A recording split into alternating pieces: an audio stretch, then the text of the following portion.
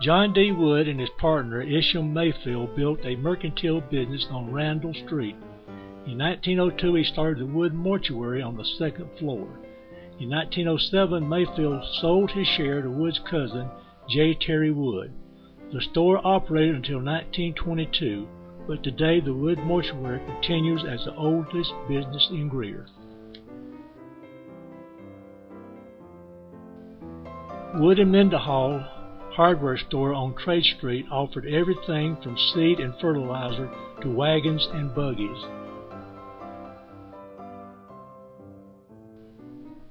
The Wood Mendenhall hardware became the Sullivan SQ hardware during the 1920s. Mendenhall continued at the store with Deaver Bailey and Charles McClyman.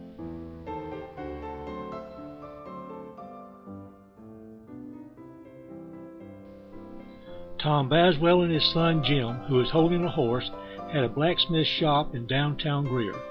The first blacksmith in Greer was John Landrum Carman, who opened his shop in 1874 just above the railroad tracks.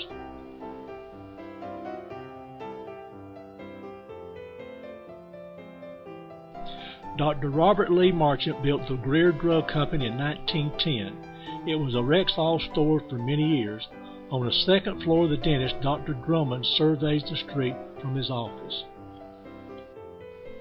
Smith & Vaughn opened on November 13, 1916. In 1919, Vaughn sold his share of the business to M.D. Don James, who joined Thomas Smith in the men's clothing store.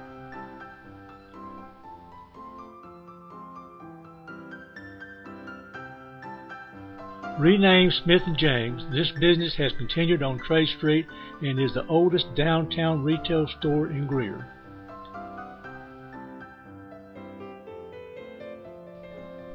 Trade Street became the center of business for Greer. The Planters Bank on the left opened in 1921 in an unusual building designed by architects Beecham and LeGrand for the triangular lot. Denny Tillotson, standing to the left, operated the Greer Mercantile Company at the end of Trade Street near the railroad tracks in the mid-1930s. The post office had earlier rented this building until a new facility was built on South Main Street. A shopper in early Greer found everything right downtown from groceries to lumber. The A&P grocery store on Trade Street offered fresh fruits and vegetables to city dwellers who did not have gardens. In early Greer, Trade Street began at Main Street. This section of the street, now called East Poinsett, had the People's Store, Dray's Photography Shop, and Ponder's Grocery on the corner where the street turned. C.M. Ponder opened the grocery store in 1903. When the photographer climbed on a building across the street to shoot this scene, he was probably more interested in the stores along Trade Street than in the buildings beyond. Visible in the distance is the First Presbyterian Church, which was still using the original wooden building, and the new Greer Grade School built in 1905. In 1907, Thompson Hardware became the authorized dealer for the Ford Automobile Company. In 1909, he parked the new automobiles along the street, hoping to interest local men in trading their horses and buggies for the wonderful new horseless carriage. Beside the Thompsons was the Dray's Photography Shop. The history of Greer is richer because Dray's faithfully recorded life in early Greer. Ponders made ice cream to sell at his grocery store on the weekends. It was such a hit that he opened the Ponders Ice Cream Company in 1905. As the business grew, Ponder hired drivers to deliver ice cream in Greenville, Anderson, and Pickens. After seeing a movie at the Grand, local citizens stepped in Ponders for an orange ice or an ice cream cone.